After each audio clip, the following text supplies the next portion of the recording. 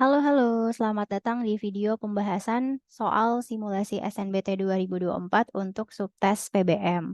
Aku mau menginformasikan dulu semua soal yang diambil dan dibahas di video ini diambil dari website simulasi tes bppp.kemedikbud.go.id. Jadi aku menyarankan teman-teman yang menonton video ini dan belum sempat mengerjakan soalnya, boleh kerjakan dulu, nanti baru balik lagi ke video ini untuk mendapatkan pembahasan yang lebih detail gitu ya, baik dari konsep dasarnya, miskonsepsinya, sampai ke cara penjelasan soalnya. Seperti itu. Oke, kalau gitu langsung aja kita mulai ke soal yang pertama. Nah, soal yang pertama ini yang ditanyakan adalah penulisan kata yang salah. Berarti kalau penulisan kata yang salah, soal ini akan berkaitan dengan ejaan gitu ya. Jadi kalau misalnya ejaan berarti rujukan utama kita nanti adalah EYD 5 yang ada di website dan KBBI. Dan untuk KBBI itu biasanya untuk ngecek kebakuan kata kayak gitu. Kita langsung lihat aja di sini jawaban yang tepat. Penulisan yang salah itu ada di bagian kalimat 2, tepatnya itu ada di kata sepak bola. Nah, jadi kata sepak bola ini berdasarkan penulisan yang bakunya, itu dia seharusnya ditulis terpisah kayak gitu ya. Jadi harusnya ditulisnya itu adalah sepak bola, sepak spasi bola gitu. Terusnya sepak, kemudian spasi bola. Nah, dari mana kita tahu ini dipisah atau digabung? Khusus untuk penulisan gabungan kata, itu nanti ada yang memang sudah baku. Jadi kalau sepak bola ini dia sudah baku, penulisannya memang seperti ini ya. Penulisannya memang dia sudah digabung seperti ini. Emang ejaannya kaidahnya seperti itu. Tapi nanti ada juga yang bentuk-bentukannya itu bisa kita pelajari gitu. Ada kaidah-kaidahnya. Jadi memang kalau untuk sepak bola ini kenapa dia penulisannya dipisah gitu ya. Karena memang ejaannya sudah seperti itu. Nanti ada juga bentuk-bentuk lain yang penulisannya tuh digabung. Gitu. Misalnya nih contoh lainnya ya ada terima kasih gitu. Terima kasih juga sama. Dia sudah baku, dia dipisah kayak gitu. Atau nanti ada matahari misalnya, matahari itu udah digabung. Kenapa nggak dipisah ya? Karena memang bentuk bakunya seperti itu. Untuk tipe soal seperti ini memang kita harus banyak perkaya kosakata dan penulisannya sih dengan sering-sering kita langsung cek aja di KBBI-nya. Seperti itu ya. Jadi memang ini kaidahnya untuk yang ini memang udah baku dari kaidahnya, seperti itu. Nah, tapi nanti ada juga bentuk-bentuk yang memang dia itu bisa kita telusuri dan memang ada kaidah bakunya. Misalnya kita lihat di kalimat satu. Di kalimat satu itu ada partikel pun di sini.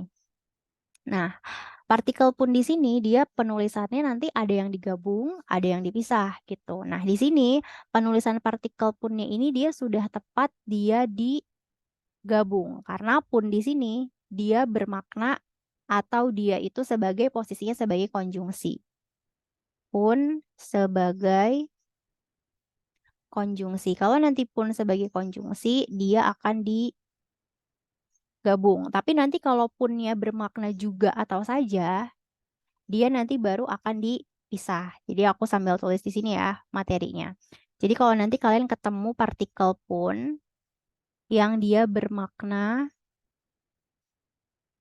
juga atau saja, dia nanti akan dipisah.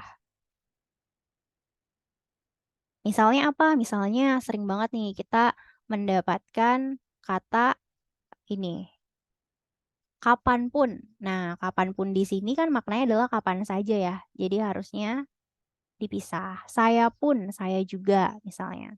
Ini kan maknanya adalah kapan saja. Nah, kalau di sini misalnya saya pun, saya juga. Nah, saya juga. Nah, kalau bentuknya seperti ini, dia nanti akan dipisah gitu. Karena dia posisinya bukan konjungsi. Sedangkan kalaupun yang di sini, dia maknanya adalah konjungsi. Total konjungsi yang ada punnya ini ada 14. Kalian boleh ceknya di mana. Lagi-lagi aku nggak bosan untuk bilang ceknya di EYD 5 gitu ya. Oke, kita lanjut. Di bagian kalimat 3 itu juga ada bentuk terikat namanya. Nah, di sini kegiatan ekstrakurikuler, ada bentuk ekstra di situ. Bentuk terikatnya ada di kata ekstra. Nah, ini namanya bentuk terikat. Semua bentuk terikat itu nanti akan ditulis serangkai atau ditulis gabung gitu. Contoh lainnya ada banyak ya. Misalnya nanti ada kita ketemu misalnya kata prates. Nah, itu dia digabung. Jadi kalau misalnya nanti kalian bertemu dengan bentuk terikat, aku tulis di sini ya. Bentuk terikat itu semuanya pasti digabung. Penulisan digabung. Contohnya tadi ya, ada ekstrakurikuler, misalnya contoh yang lain deh. Ada prates, ada misalnya adidaya. Nah, ini bentuk terikatnya ada di pra sama adi. Nah, ini bisa disandingkan dengan kata lain. Misalnya pranikah atau pasca sarjana, pasca pandemi. Nah, itu semuanya digabung.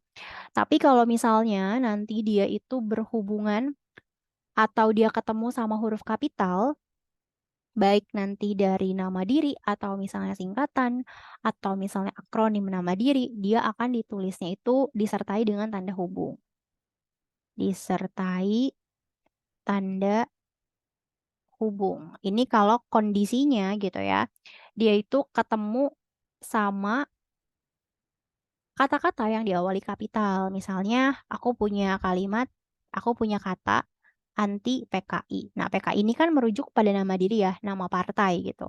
Makanya nanti dia akan ditulis strip, ini nggak ada spasinya ya, strip PKI. Atau misalnya nanti bisa juga kalau dia berbahasa asing atau bahasa selain bahasa Indonesia ya, bahasa daerah, bahasa gaul gitu misalnya ya, aku punya kata super jamet. Saya gitu ya, super jamet. Ini jametnya miring ya, karena dia dari bahasa bukan bahasa Indonesia. Nah, ini nanti dia akan disertai dengan hubung. Disertai tanda hubung. Tanda hubung itu yang dia pendek ya. Kalau yang panjang itu pisah. Nah, ini kita dapat kaidahnya di sini. Kayak gitu. Tapi kalau dia biasa aja, nggak ditandai dengan kapital, nggak huruf bahasa asing juga, berarti dia ya udah tulisannya biasa aja. Kayak gitu. Oke, kita lanjut lagi. Apakah ada bentuk-bentuk yang lain? Kita lihat lagi. Di sini kita lanjut. Wanita siswi perlu diberi kesempatan agar ada kesetaraan antar siswa. Ini juga sama ya, bentuk terikat juga. Ada di kata antar. Nah, di sini ini juga bentuk terikat. Bentuk terikat. Adapun di sini yang kerjasama ya, ini dia adalah kata yang sudah baku. Kenapa dipisah Kak? Nggak digabung aja gitu ya. Karena memang dia sudah menjadi kata yang baku gitu, udah menjadi kata majemuk gitu ya dalam bahasa Indonesia kayak gitu. Jadi ini sudah menjadi kata yang baku. Oke, jadi untuk soal nomor satu seperti itu ya. Di sini yang salah ada di bagian nomor dua. Tipsnya kalau ketemu tipe soal yang kayak gini, berarti teman-teman itu harus perhatikan kaidah ejaannya. Biasanya nanti digocek gitu ya dari penulisan kata atau nanti bisa juga dari proses afiksasi tuh kayak imbuhan-imbuhan. Jadi nanti di sini kalian bisa banget untuk langsung aja cek apa yang perlu dicek, cek nanti langsung ke penggunaan ejaannya. Baik itu nanti penulisan kata gitu ya. Penulisan kata itu nanti bisa banyak. Baik penulisan angka misalnya, penulisan bilangan, bisa juga yang kayak gini, penulisan partikel dan lain-lain. Partikel pun, per gitu ya. Kebetulan di sini yang ditanya tuh banyak tadi partikel pun sama per ya. Kemudian juga nanti bisa ngecek juga dari proses misalnya afiksasi gitu. Oke, itu untuk soal nomor satu. Oke, kalau gitu berarti udah tepat ini jawabannya yang dua ya, yang kalimat dua. Sekarang kita lanjut ke soal nomor dua. Nah, soal nomor dua ini adalah soal yang menanyakan untuk perbaikan kalimat gitu ya.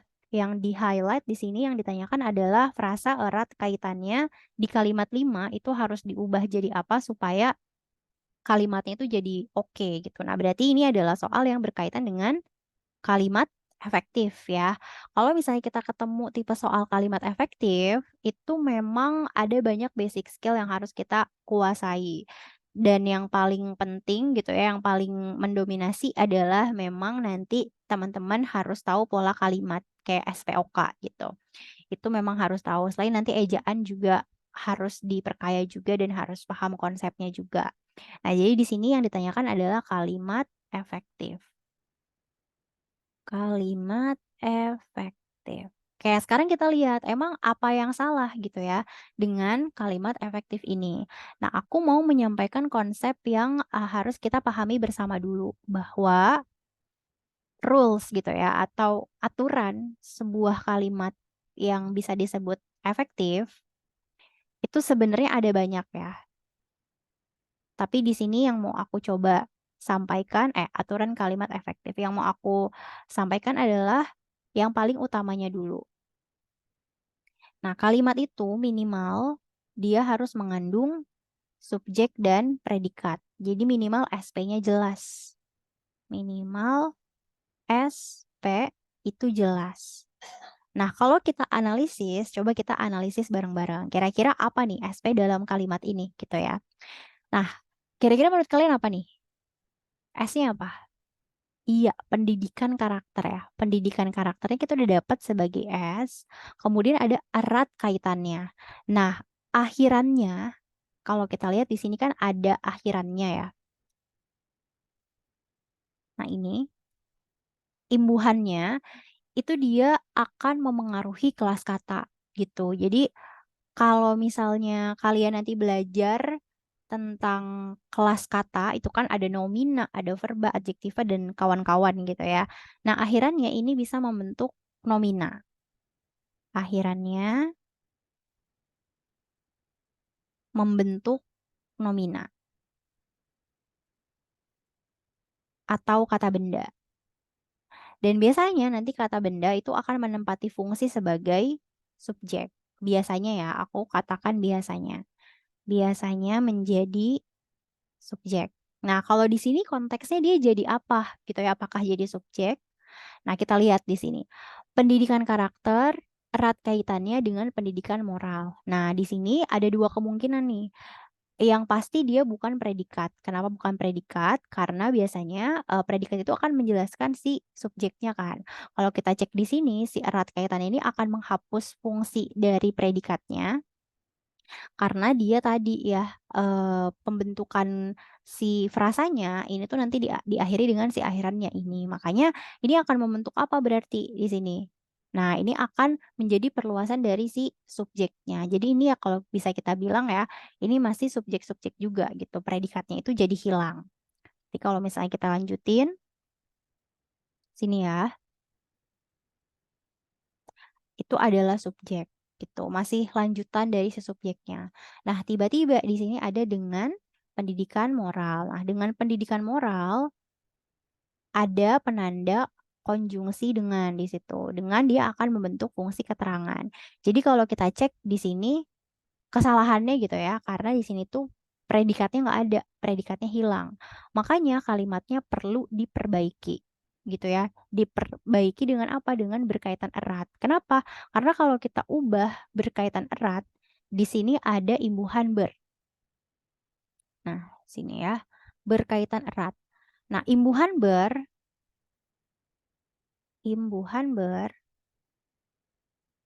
itu dia akan membentuk verba intransitif.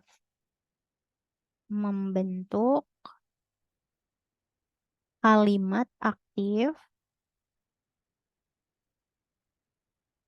yang intransitif. Nah, makanya kalau misalnya kita udah dapat imbuhan ber gitu ya di sini, nanti imbuhan ber di sini dia akan membentuk verba gitu. Jadi kalau kita ubah kalimatnya, ini perbaikan kalimatnya aku tulis di sini ya. Misalnya kita ubah pendidikan karakter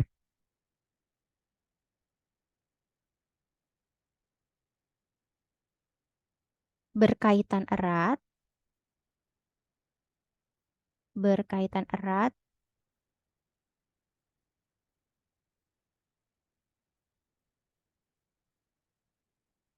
dengan pendidikan moral. Dengan pendidikan moral. Nah, ketika kalimatnya kayak gini, ini akan lengkap konstruksi minimalnya yang SP tadi, gitu ya. Apa? Berarti nanti kita dapat di sini subjeknya masih sama ya. Pendidikan karakter, kemudian berkaitan eratnya akan menjadi predikatnya. Nah, akhirnya si predikatnya ini jadi muncul nih di sini berkaitan erat, kemudian nanti dengan pendidikan moralnya ini jadi keterangan. Nah, kalau kayak gini SP-nya tuh udah cakep gitu ya, udah ada kayak gitu. Makanya di sini perlu gitu ya kita ubah menjadi berkaitan erat kayak gitu. Nah, nanti selain kalian perhatikan konstruksi kalimatnya, SP-nya jelas gitu ya, nanti juga harus diperhatikan hal-hal lain gitu ya. Misalnya harus sejajar. Ini nanti ada di bab-bab kalimat efektif lah. Terus juga nanti dari harus hemat gitu ya. Ini ada banyak ya. Harus misalnya hemat, kemudian harus logis juga dan lain-lain. Tapi secara garis besar seperti ini. Seperti itu ya. Nah, kemudian kalau kita lihat diganti yang C nih, misalnya diganti dengan kata berhubungan. Pendidikan karakter berhubungan dengan pendidikan moral. Ini maknanya akan berbeda ya. Karena kalau berhubungan itu belum tentu berkaitan erat ya. Nah, di sini.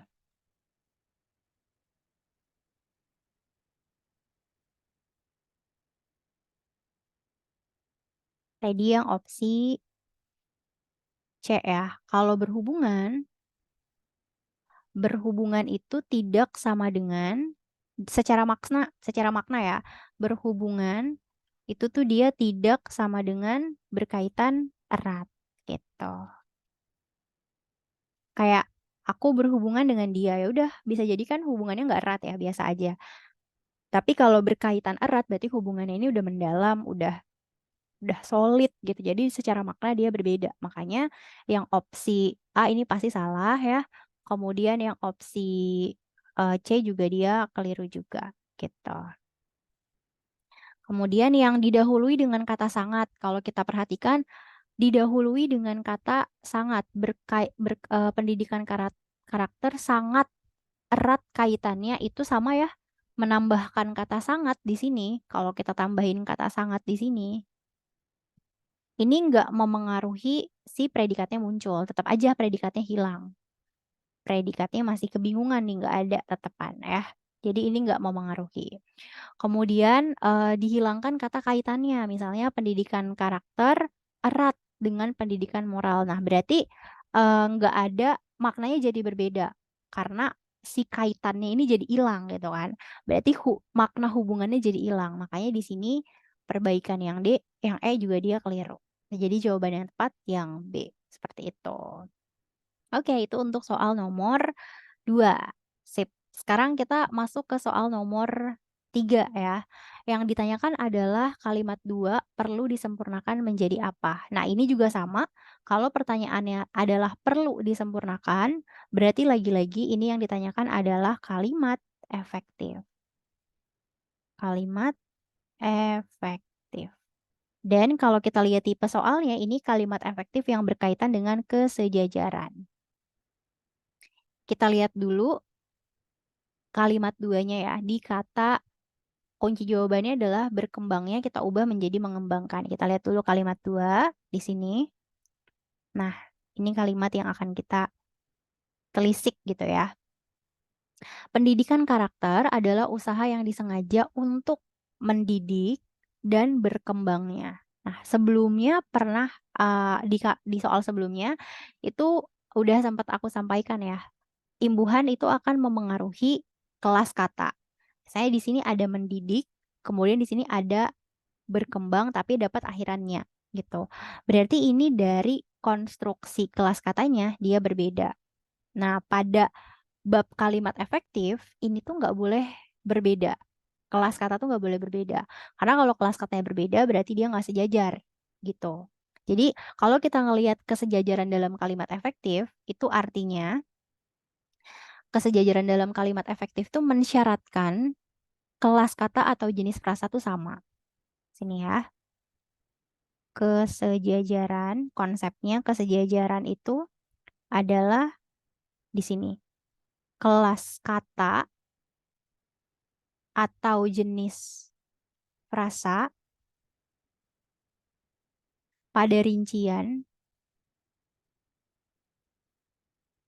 dia sama. Misalnya kalau nomina ya udah berarti rinciannya nomina-nomina gitu. Kalau misalnya frasa nominal ya udah berarti frasa nominal dan gitu ya di sini nanti frasa nominal lagi. Nah, apakah imbuhannya harus sama? Jawabannya adalah tidak. Ya, jadi ini yang perlu dicatat baik-baik. Imbuhan tidak perlu sama selama kelas katanya sama. Tidak perlu sama.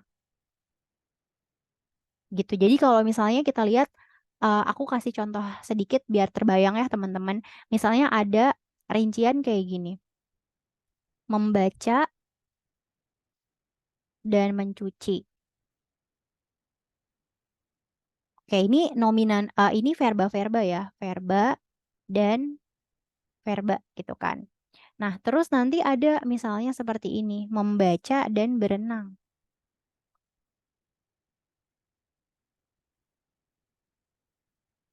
Nah, ini kan sama-sama verba ya, verba dan verba. Dan ini sama-sama verba aktif. Verba aktif.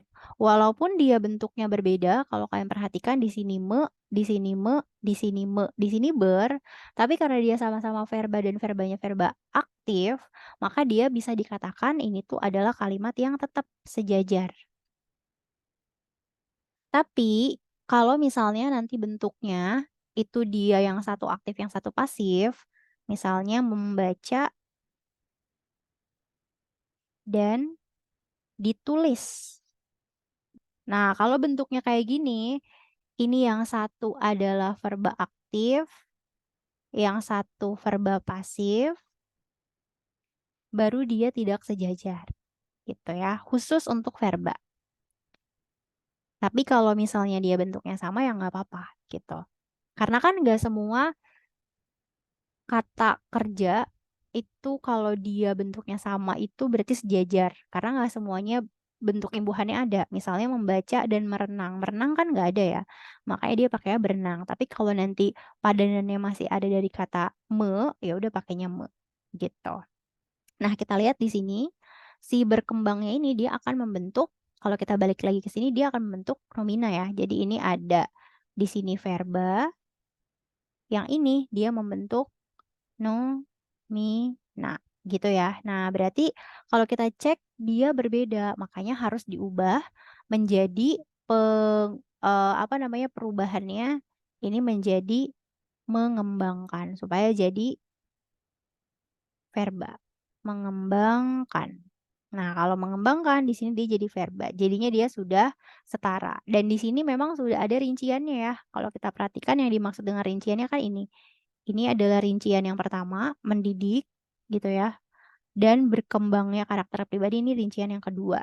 Kayak gitu. Jadi biasanya ini adanya pada suatu rincian. Makanya perbaikannya adalah berkembang ya diubah menjadi mengembangkan. Kayak gitu. Ini adalah kalimat efektif yang berkaitan sama kesejajaran. Kaidahnya seperti itu secara garis besar. Oke, kalau gitu kita lanjut lagi ya ke soal nomor 4. Soal nomor 4, kata yang harus dihilangkan pada kalimat 4 itu apa? Kita lihat dulu kalimat 4.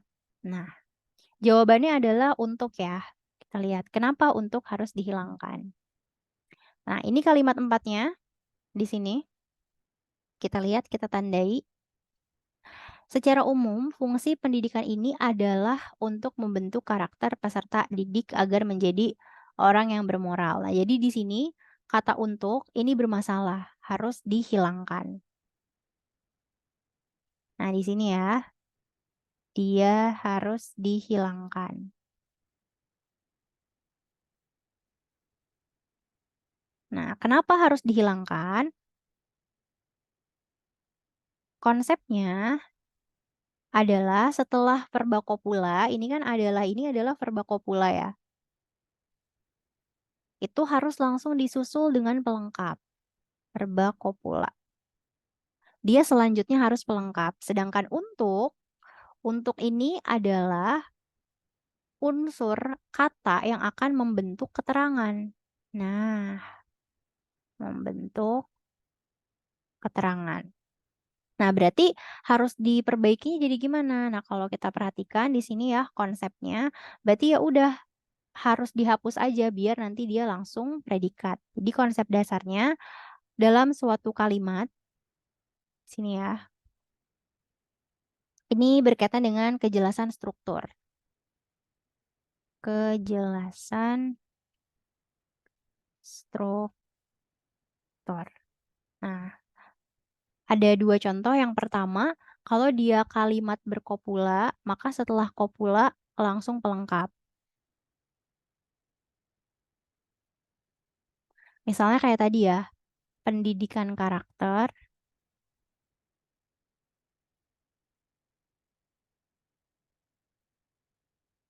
adalah untuk. Nah, kalau dia ketemu adalah untuk, atau misalnya selain adalah untuk, adalah agar, adalah supaya. Nah, ini bentuk-bentuk seperti ini salah. Harusnya nanti langsung aja kalian ini aja langsung kata selanjutnya apa. Jadi nanti kata ini bisa langsung dicoret. Nah, kalau misalnya kita lihat di sini berarti kan pendidikan karakter membentuk gitu ya, membentuk akhlak peserta didik. Misalnya gitu. Pendidikan karakter adalah sistem untuk membentuk peserta didik gitu ya. Dilakukan adalah pendidikan karakter adalah eh, pendidikan yang apa gitu ya. Pendidikan yang ditujukan untuk membentuk peserta didik. Jadi langsung merujuk kepada si pelengkapnya. Ini kalau kita analisis kan fungsinya seperti ini ya. Pendidikan karakternya subjek, kemudian adalahnya dia adalah predikat. Nah, habis predikat itu tuh harus langsung disusul dengan pelengkapnya. Ini menjadi pelengkapnya. Jadi di sini kalimat berkopula selanjutnya langsung pelengkap. Nah, sedangkan yang kedua ada lagi. Sama juga dengan kalau kalimat aktif transitif. Biasanya ditandai dengan imbuhan me. Ditandai predikat, predikat berimbuhan me.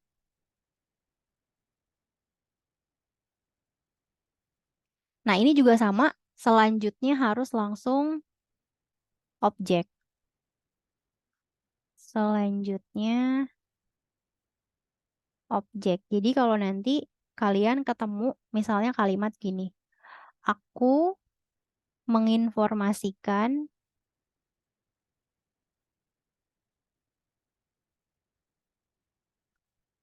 agar gitu ya. Atau menginformasikan untuk menginformasikan kepada. Nah, ini salah karena tiga kata ini akan membentuk keterangan. Harusnya apa? Harusnya langsung. Aku menginformasikan temanku agar membawa kelengkapan alat tulis, misalnya kayak gitu ya. Nah, kalau misalnya di sini dia disertai dengan temanku gitu ya, ini harus dihapus ya. Nanti ini si temanku ini akan menjadi objek gitu. Sedangkan kalau misalnya menginformasikan agar nanti polanya menjadi SPK. Kenapa nggak boleh SPK? Karena bentuk aku menginformasikan temanku ini, dia itu harus langsung ketemu objek karena dia kalimat aktif transitif. Beda dengan kalimat pasif, kayak aku berenang di pantai, ya itu nggak apa-apa kalau misalnya nggak ada pelengkap setelahnya tapi langsung keterangan gitu. Jadi di sini kalau kita breakdown kan akunya subjek, menginformasikannya adalah predikat. Nah, selanjutnya ini harus langsung objek. Jadi kalian patut mencurigai kalau misalnya ketemu gitu ya sama preposisi atau konjungsi. Ya, jadi attentionnya ke sini nih. Waspadanya ke preposisi atau konjungsi pada kalimat berkopula atau kalimat aktif transitif. Gitu ya. Oke, itu untuk soal nomor 4. Sekarang untuk soal nomor 5. Nah, kita lanjut. Yang ditanyakan adalah pernyataan yang tepat untuk melengkapi kalimat 6. Nah, jadi ini yang ditanyakan adalah melengkapi kalimat 6. Yang tepat ada di D, dan kalau misalnya yang ditanyakan adalah pernyataan yang paling tepat, ini cara jawabnya berarti ini berkaitan dengan melengkapi kalimat gitu ya, pada paragraf ini berkaitan dengan kohesi dan koherensi. Berarti ini cara menjawabnya, teman-teman bisa cek konteksnya.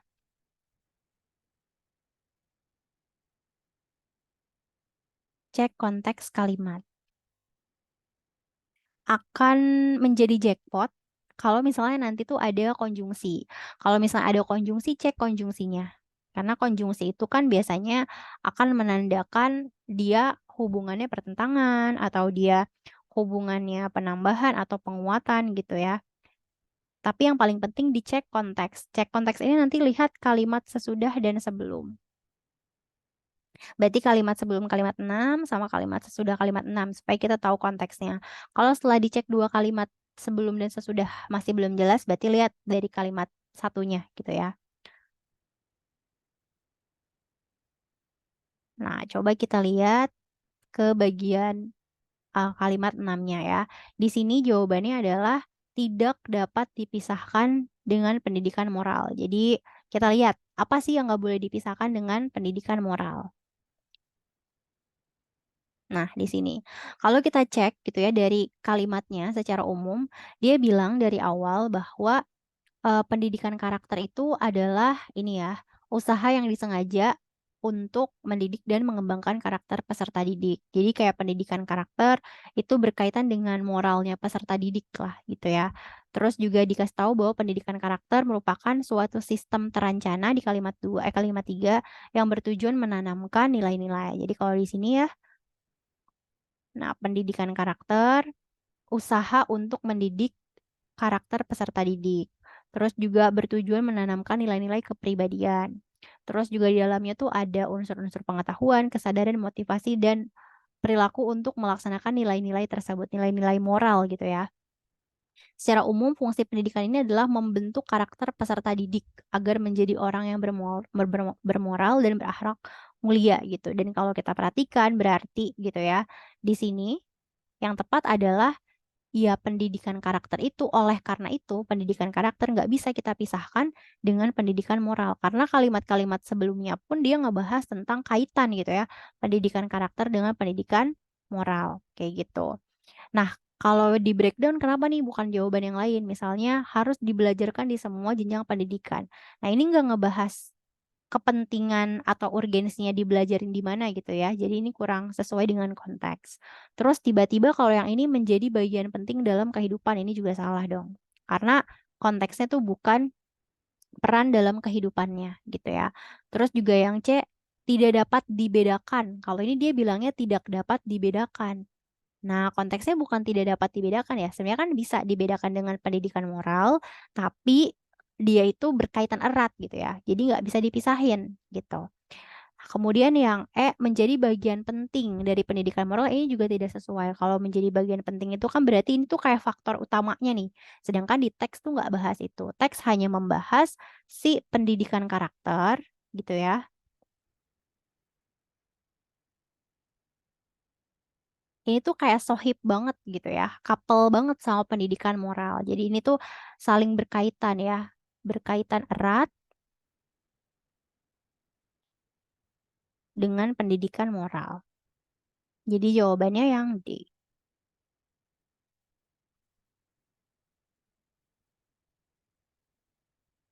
Oke, seperti itu ya untuk cara jawabnya. Untuk soal nomor 5. Jadi nanti kalian boleh cek aja konteks kalimatnya, terus cek juga konjungsinya kalau ada. Kebetulan tadi ada konjungsi oleh karena itu. Kayak oleh karena itu berarti dia menyatakan hubungan sebab akibat gitu ya, menyatakan akibat. Oke, kalau gitu kita lanjut ke soal nomor 6. Nah, di soal nomor 6 ini penggunaan tanda baca koma yang salah itu ada di mana dan jawabannya ada di kalimat 7. Kita telisik ya kalimat 7 itu dia dosanya di mana gitu ya. Selama paruh kedua Agustus 2022, ini ada tanda baca koma di sini. Terjadi intrusi debu gurun. yang sangat tinggi di Mediterania dan Eropa. Nah, di sini kalau kita lihat ya, ada dua penggunaan tanda baca koma kan. Kalau yang ini penggunaan tanda baca komanya sudah tepat karena untuk memisahkan fungsi keterangan. Memisah fungsi keterangan. Kalau kita lihat keterangan yang dimaksud ini ya, ini.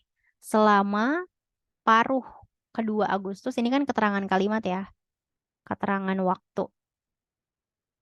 Nah, kemudian yang kedua, ini nggak perlu menggunakan tanda baca koma karena di sini kalau kita perhatikan ya, terjadi intrusi debu gurun yang sangat tinggi. Ini tuh bagian yang aku kasih ini ya. Nah, yang sangat tinggi di Mediterania ini adalah perluasan dari debu gurun.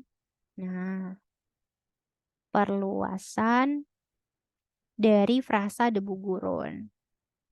Sehingga dia tidak perlu tanda baca koma.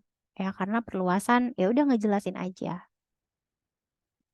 Tidak perlu koma. Seperti itu. Oke, jadi di sini kesalahannya ada di kalimat 7. Kalau yang lain-lain ini sudah tepat. Coba kita lihat ya, tanda baca komanya ada di mana aja.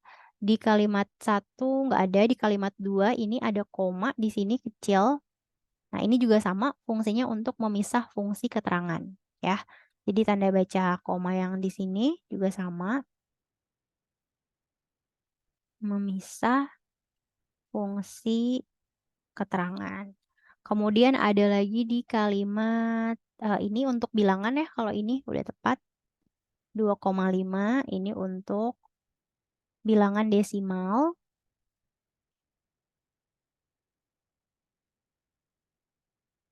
Terus ada lagi di sini. Nah, ini juga udah betul, jadi tanda baca koma dipakai salah satunya sebelum konjungsi rincian. Konjungsi rincian. Konjungsi rincian itu ada banyak ya. Kalau di sini ada yakni. Nanti kalau kalian ketemu misalnya yaitu atau misalnya antara lain, ini juga perlu koma. Atau misalnya seperti, nah sama sebelumnya pakai koma. Ini ya, jangan lupa komanya. Gitu. Kemudian ada lagi kalimat 6. Di kalimat 6 kita lihat. Hal ini pertama kali terjadi di barat daya Eropa, bergeser ke Eropa Tengah dan kemudian menyebar ke seluruh benua. Ini udah tepat karena digunakan sebagai pemisah rincian. Dan rinciannya ini lebih dari dua ya, ada tiga. Kalau kita perhatikan rinciannya kan di sini ya, terjadi di pertama barat daya Eropa, rincian 1, bergeser ke Eropa Tengah, dari terjadi ya. Ini rincian kedua, dan kemudian menyebar ke seluruh benua. Ini rincian yang ketiga. Ketika dia rinciannya lebih dari dua, berarti tiga ya, itu dia pakai tanda baca koma. Memisah rincian. Tapi kalau misalnya cuma dua, terjadi di barat daya Eropa dan bergeser ke Eropa Tengah, itu nggak pakai koma gitu. Jadi itu adalah rinciannya. Contohnya gini deh, biar jelas. Misalnya aku gitu ya, membeli apel Malang dan jambu air. Nah, kan ini rinciannya cuma dua ya. Ada apel Malang, ada jambu air. Ketika rinciannya cuma dua, berarti ini nggak perlu koma, kita hapus. Kayak gitu. Tapi kalau rinciannya lebih dari dua, baru pakai koma. Jadi kalau koma itu ada banyak konsepnya. Lagi-lagi aku menyarankan teman-teman untuk cek di EYD 5 karena udah lengkap gitu ya, beserta contoh-contohnya. Cuma yang perlu diperhatikan biasanya di Gocek paling sering ya, tanda koma itu nanti kalian cek aja. Kalau keterangan, kalimat, kemudian juga rincian yang lebih dari dua, ini biasanya harus pakai koma. Bukan biasanya ya, emang harus disertai koma. Nanti kaidah lainnya ada banyak ya, pada konjungsi dan lain-lain. Oke, sip. Itu adalah penjelasan soal nomor 6. Sekarang kita ke nomor 7 ya. Pernyataan yang paling tepat untuk melengkapi kalimat 2. Nah, berarti ini yang ditanyakan adalah melengkapi kata sesuai dengan konteks kalimat. Cara menjawabnya berarti teman-teman sama kayak melengkapi pernyataan pada kalimat ya. Kalau kayak gini, nanti kalian cek kalimatnya, cek konteksnya. Cek konteks, cek makna kata. Nah, karena nanti ketika UTBK kan nggak mungkin ya lihat KBBI. Makanya dari sekarang dilihat dari makna kata berdasarkan konteks gitu. Kalian perlu mengetahui basic skill dari kata-kata yang biasanya sering dipakai gitu. Misalnya kayak kata dari itu maknanya apa? Kayak ini ya, ini kan ada beberapa kata yang akan kita pakai ya. Kata dari maknanya apa sih? Kata di itu maknanya apa? Kata yang itu biasanya dipakai untuk apa? Jadi nggak perlu menghafal semua makna ya, karena kan banyak. Jadi bisa biasakan untuk mengetahui cek makna preposisi misalnya atau konjungsi. Itu sangat membantu nanti. Dan konjungsi. Kita lihat yang kalimat 7 ya. Kalimat 2 ya, kalimat 2. Kita lihat kalimat 2. Nah, kita lihat berarti dari kalimat satunya dulu ya. Oke, ini. Perubahan iklim terhadap kualitas udara di seluruh dunia selalu dilaporkan oleh WMO. Jadi di sini dia bilang bahwa perubahan iklim pokoknya dilaporkan oleh WMO gitu ya setiap tahun. Menurut, nah menurut karena ini sebelumnya dia itu bahas WMO, berarti ini kemungkinan besar adalah karena hasil laporan dari WMO ya berarti ya menurut dari WMO gitu ya. Cuman nanti dari WMO ini yang mana itu yang akan kita bahas. Musim panas tahun 2002 merupakan musim yang pernah tercatat di Eropa. Nah, ini kita butuh data dari WMO karena kalimat sebelumnya laporannya itu dari WMO gitu ya. Nah, sekarang kita lihat di opsi jawabannya. Informasi, kalau yang A dia bilang informasi tersebut. Nah, tersebutnya tuh tersebut siapa nggak jelas kan. Makanya ini salah. Begitu pula informasi di atas. Di atas ini nggak spesifik ke WMO. Jadi yang tepat itu adalah menurut data dari WMO. Karena ini berdasarkan kalimat sebelumnya. Ada kata laporan di situ. Kata laporan gitu ya, itu berkorelasi dengan data. Berhubungan dengan data.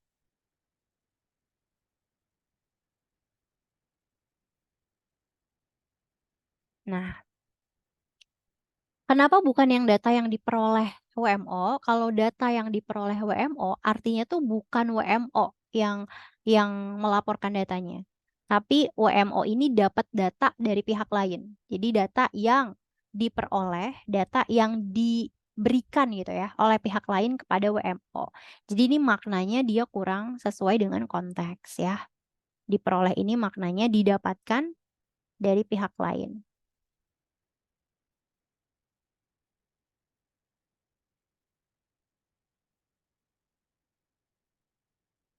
Nah, jadi jawaban yang tepat adalah yang C. Data terkini juga nggak tepat karena bagian sebelumnya kan dia bahasnya tentang data WMO gitu ya. Makanya jawaban yang tepat adalah data dari WMO-nya gitu. Oke, kita lanjut ya. Sekarang di soal nomor 8. Nah, kalau soal nomor 8 di sini yang ditanyakan adalah inti kalimat. Oke. Kalimat inti gitu ya. Nah, kalau misalnya soalnya berkaitan dengan kalimat inti, kita harus tahu konsepnya dulu. Kalimat inti itu berpola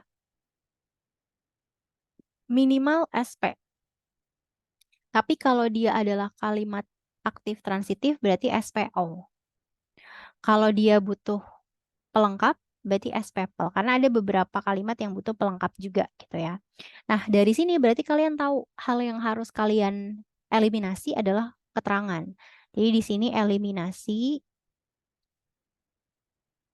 fungsi keterangan atau perluasan. Kalau keterangan biasanya ditandai dengan apa?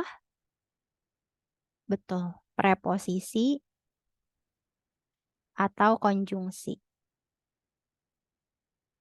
Kalau perluasan, itu biasanya ditandai dengan ada yang, misalnya ya, konjungsi yang, terus juga bisa juga perluasan itu juga bahkan bisa dike dari juga bisa, ya gengnya si preposisi juga sebenarnya Mah ya. Nah, sekarang kita lihat. eh Berarti kita harus analisis dulu fungsi kalimatnya. Kita ke kalimat satu ya. Nah, di sini. Kalimat satu. Kita analisis SP-nya dulu biar jelas gitu ya. Kita harus tahu SP-nya dulu. Pertama kita lihat S-nya, subjeknya. Subjeknya adalah perubahan iklim. Ini subjek utamanya gitu. Nah, si subjek ini itu mendapatkan perluasan. Bentuk perluasannya mana ini perluasannya? Terhadap kualitas udara di dunia. Nah, itu perluasan tuh. Perluasan dari mana? Perluasan subjek. Perluasan S, kayak gitu. Nah, kemudian yang selanjutnya selalu dilaporkan, ini adalah si predikatnya. Nah, selalu dilaporkan. Nah, di sini kita tuh butuh penjelasan dilaporkannya sama siapa. Nah, makanya untuk tipe yang kayak gini kita butuh lanjutannya, butuh pelengkapnya. Nah, berarti di sini pelengkapnya adalah ini ya, oleh WMO. Nah, nanti biar bentuknya simple, ini kan ada kepanjangannya, ada WMO-nya ya. Nah, ini bisa kita pilih salah satunya aja. Misalnya, di sini kita ambil aja. Ini kan perluasan juga sama aja ya. Ini adalah pelengkap. Ini juga, ini subjek sampai sini ya. Tapi intinya adalah perubahan iklimnya gitu. Nah, kemudian setiap tahun ini adalah keterangan gitu. Nah, karena ini adalah keterangan ya udah dia nggak diajak.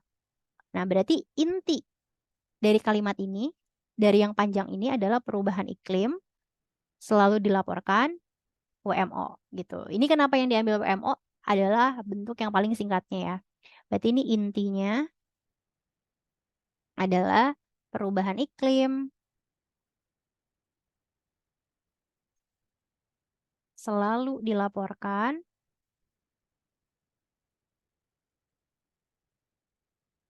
WMO. Kayak gitu. Jadi ini jawaban yang tepatnya adalah yang udah tepat nih, yang B gitu ya, perubahan iklim selalu dilaporkan oleh WMO. Kenapa bukan yang lain? Kalau kita breakdown ya yang lain ini dia ada perluasan atau keterangannya, misalnya setiap tahun keterangan. Terus juga di sini setiap tahun keterangan. Kemudian di sini iklim udara ini juga bentuk perluasan tadi ya, iklim udara. Kemudian ini ada perluasan juga di dunia. Perubahan iklim udara di dunia ini juga sama ya. Jadi dia ada bentuk perluasan dan keterangannya. Ini adalah keterangannya, juga keterangan gitu ya. Ini dia perluasan, ini juga sama perluasan. Berarti ya udah kita coret aja karena dia bukan masuk ke gengnya gitu. Oke, sampai sini gimana? Aman ya? Semoga jelas. Oke, kalau gitu kita coba lanjut lagi kalimat 9. Yang ditanyakan adalah hasil penggabungan kalimat 3 dan 4 itu yang mana? Jawaban yang tepat itu adalah yang B. Kalau penggabungan kalimat kayak gini, kalian itu bisa ngecek beberapa hal. Sebenarnya pada intinya penggabungan kalimat ini meminta kalian untuk membuat kalimat itu menjadi logis dan efektif. Penggabungan kalimat. Nah, berarti nanti apa yang harus diperhatikan gitu ya. Yang pertama nanti cek dulu konteks kalimatnya. Konteks kalimat dan hubungannya. Apakah hubungan kalimat 3 dan 4 ini sebab akibat? Apakah penambahan? Apakah misalnya pertentangan gitu ya. Kemudian kalian lihat di opsi jawaban, cek kata hubungnya. Biasanya konjungsi ini yang dipakai. Konjungsinya atau kata lain yang memang menghubungkan dua kalimat ini. Nah, masing-masing konjungsi ini kan ada fungsinya ya. Nah, nanti baru cek konjungsi dan fungsinya, fungsi konjungsinya apa? Gitu. Nah, kalau kita lihat di sini semua bentuknya ini sama ya. Tapi yang ngebedain itu adalah konjungsi yang dipakai untuk menggabungkan dua kalimatnya. Yang A misalnya ada ketika, yang B dengan terjadinya. Ini ada dengan terus tambahin kata terjadinya. Yang ini ada setelah, yang ini ada di mana, yang ini ada bertepatan dengan. Oke, sekarang kita lihat dulu kalimat 3 dan 4. Kita mampir dulu ke kalimat 3 dan 4. Ada di sini ya. Nah, di sini. Perubahan iklim, intinya dia bilang perubahan iklim itu dilaporkan WMO setiap tahun. Dan menurut data dari WMO, musim panas 2002 merupakan musim panas terpanas yang pernah tercatat di Eropa. Rekor ini kemudian dipecahkan pada tahun 2023. Emang dipecahkannya itu kayak gimana sih? Nah, dijelasin bahwa pada tahun 2023 itu gelombang panas itu berkepanjangan menyebabkan peningkatan konsentrasi PM ya dan ozon di permukaan tanah. Jadi kalau kita lihat hubungan kalimat 3 dan 4 itu tuh menyatakan penjelasan keadaan gitu ya. Nah, hubungannya adalah penjelasan keadaan yang berhubungan juga dengan sebab akibat gitu, kausalitasnya. Nah, makanya di sini kita lihat rekor ini gitu ya, rekor yang tadi panasnya parah banget itu dipecahkan di tahun 2023. Emang ada apa di tahun 2003? Itu dibuktikan gitu ya. Keadaannya adalah dengan terjadinya gelombang panas berkepanjangan yang menyebabkan peningkatan konsentrasi materi partikulat PM 2,5 dan ozon di permukaan tanah. Jadi ini udah sesuai gitu ya, menjelaskan keadaannya. Kan keadaannya. Nah, sedangkan kalau kalimat yang A, kenapa salahnya? Kita lihat. Yang A itu dia keliru karena ketika. Kalau ketika ini dia menyatakan waktu gitu ya. Konjungsi yang menyatakan waktu atau temporal. Durasi juga bisa. Tuh. Rekor ini kemudian dipecahkan pada tahun 2023 ketika gelombang panas. Nah, kalau ini nggak menyebabkan penjelasan kausalitasnya gitu. Cuma kayak penjelasan waktu doang gitu ketika gelombang panas terjadi. Tapi nggak dikasih tahu, apa namanya, keadaan munculnya itu kayak gimana. Kalau ini kan dengan terjadinya ya, dengan terjadinya di sini dia menyatakan kausalitasnya nih, atau sebab akibatnya gitu kan ya. Kenapa sih si rekor ini tuh dipecahkan pada tahun 2023? Ya karena di tahun itu terjadi gelombang panas gitu. Nah ini penting nih kata terjadi. Sedangkan kalau kalimat A itu cuma menyatakan waktunya doang, nggak menyatakan sebab akibatnya. Sama juga dengan yang kalimat C ya. Setelah di sini juga sama, dia menyatakan waktu. Nah, kemudian kalau yang D, di sini ada kata di mana. Dan di mana ini adalah bentuk kata yang konstruksinya itu nggak baku dalam kalimat di bahasa Indonesia. Ini kan penerjemahan dari which is ya di bahasa Inggris. Nah, di mana itu konteksnya itu harus menjelaskan tempat. Nah, sedangkan ini menjelaskan waktu. Jadi ini sebenarnya penggunaan yang salah ya. Konteksnya itu seharusnya tempat. Sedangkan kalau di sini dia menjelaskan waktu atau keadaan gitu ya. Berarti dia salah juga. Dan kalimat yang D ini juga dia keliru, kurang tepat karena dia bilang bertepatan dengan. Nah, kalau bertepatan dengan itu kan nggak menyatakan hubungan sebab akibat ya. Jadi kayak rekor ini dipecahkan pada tahun 2023 di mana di tahun itu bertepatan banget nih ada gelombang panas. Nah, sedangkan kan konteksnya nggak gitu ya. Konteksnya adalah rekor ini dipecahkan tahun 2023 karena di tahun itu terjadi gelombang panas gitu. Kalau yang ini dia nggak menyatakan sebab akibat.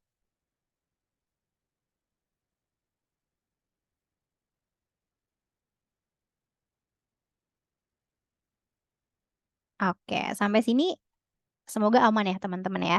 Jadi nanti cara ngejelasinnya, cara ngejawabnya seperti itu. Itu untuk kalimat 9. Sekarang ke soal terakhir ya, ada di soal nomor 10 yang ditanyakan kata campuran dalam kalimat 8 itu perlu diperbaiki atau kita ganti dengan apa. Nah, kalau misalnya perbaikan kata, pengganti kata berarti ini kita mencari sinonim. atau kata yang bermakna sama ya. Kata yang tepat untuk menggantikan ini berarti kita lagi nyari sinonim. Ini materi yang agak tricky karena memang cara ngeceknya adalah konteks sama KBBI. Untuk pastinya gitu. Cuma kita lihat di konteksnya dulu ya. Ini berarti nanti teman-teman cara jawabnya